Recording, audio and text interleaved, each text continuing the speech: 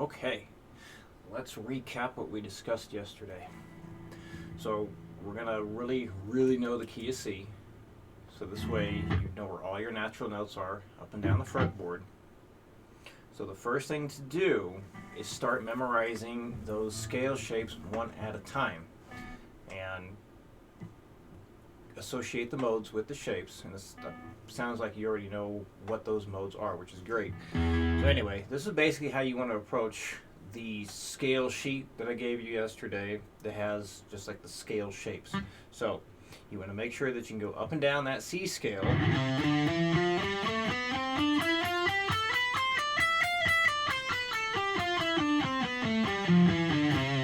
From memory before you start working on the D Dorian.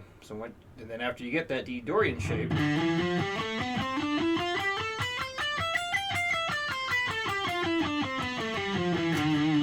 it's time to play the C Ionian and then the D Dorian back to back.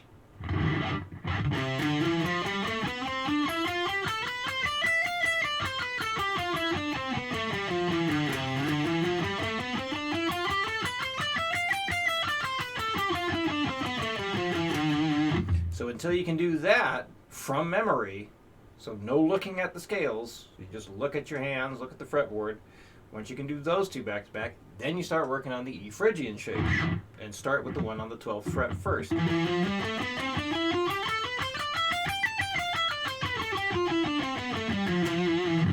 the next one would be playing the open E Phrygian shape.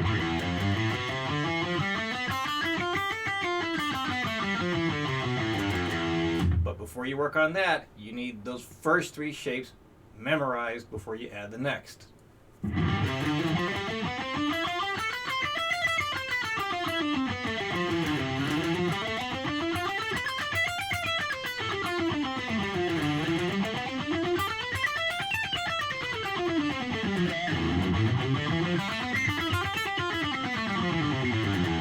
So, long story short, memorize one at a time. Before you add a new one, make sure you can do all the previous ones from memory. Great way to do this is play to backing tracks too. Definitely practice the scales you're trying to memorize to backing tracks. For me, it's one of the most fun ways to learn these things. So, after you get each individual shape memorized, then we move on to what's on the screen right now. So, all the individual ones first, then what's on the screen, because this is a little bit trickier. So, when you're doing the scales by themselves, the one at a time, make sure you come back down. So, up and down, up and down. I wanted to say that because a lot of times people will just memorize going up, but then they neglect coming back down. You want to do both. So with this, we're going up one scale shape, down the next, up the next, down the next. So it should go something like this.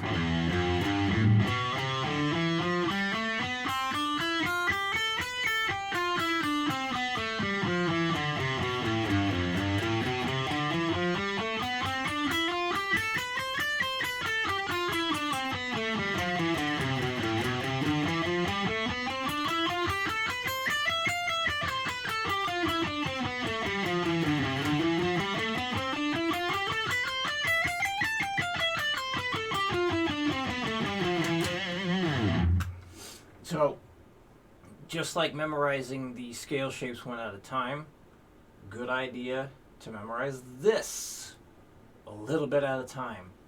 So, good things to do, like memorize the first two bars, and then you add a bar, and then you add a bar. So you just kind of add a bar at a time, or you could do like 2 bars at a time, that's okay.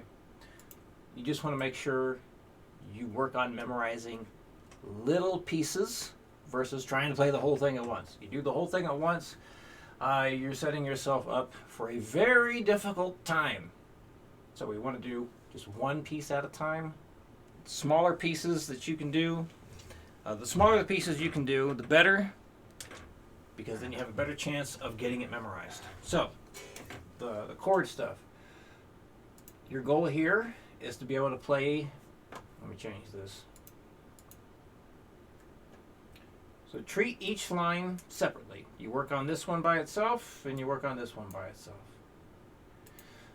And you got the fingering written above each diminished chord, so this way you know how to build it.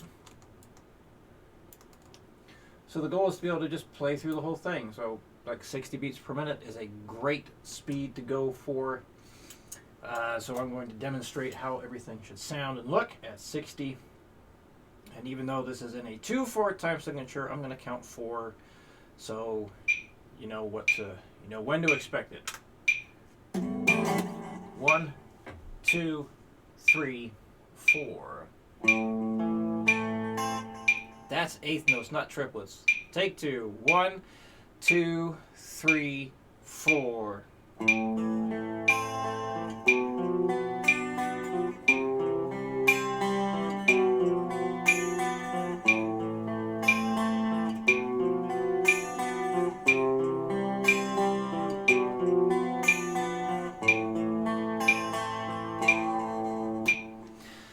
Alright, and then the next one. 1, 2, 3, 4.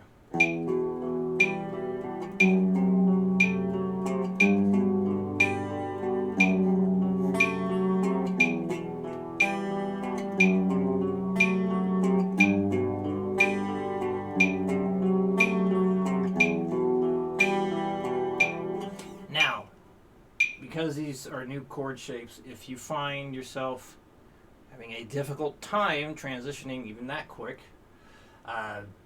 do 2 notes per click, as I did out of habit there. Yeah, try 2 notes a click if 3 notes per click is too much.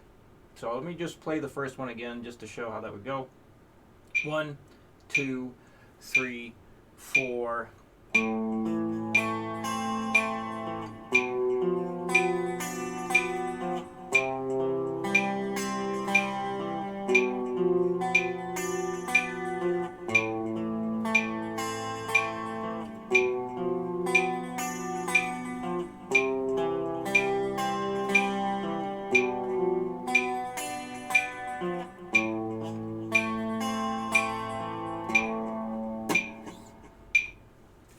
So, just once you get the hang of that, just run through it, 2-3 times a day, just to commit those chords to memory. Should take just a couple minutes, really, once you get the hang of it, and then you'll be more prepared for what we will do with chords. And I think that about covers it. So there's the start, and then next week we will continue to build upon what we did this week. So, any questions come up, please let me know. I'll see you next week.